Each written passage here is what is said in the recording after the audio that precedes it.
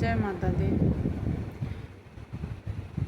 गलिया की गलिया में घूम ले मलिनिया हो के होली है ना।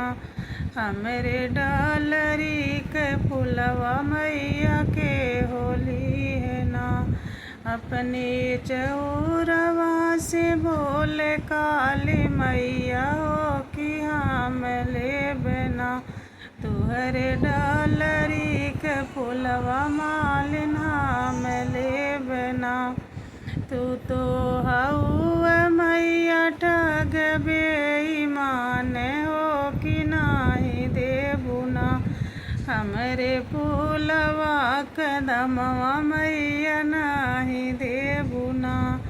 हमरे फूलवा कदमवा मैया नाही देबुना। गलिया की गलिया में घूम ले मलिनिया है कि के होली है ना। हमरे डालरी के फुलवा मैया के होली है ना।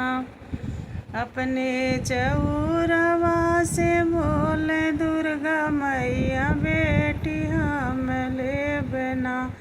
तुहरे डालरी के फुलवा बेटी हम ले बना।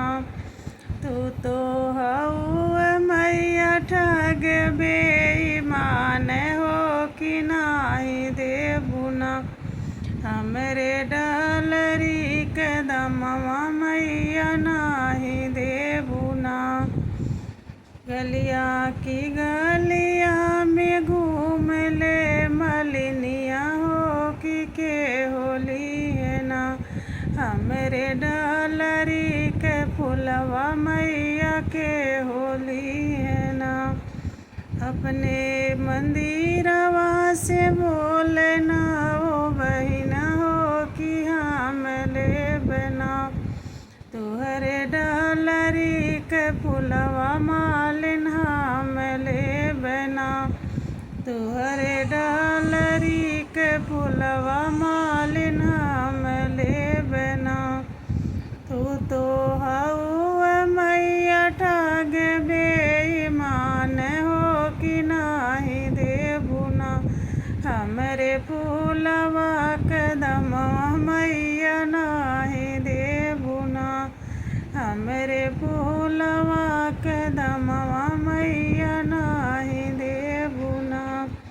गलिया की गलिया में घूम ले मलिनिया हो कि के होली है ना। हमरे डालरी के फुलवा हो कि के होली है ना। जय माता दी।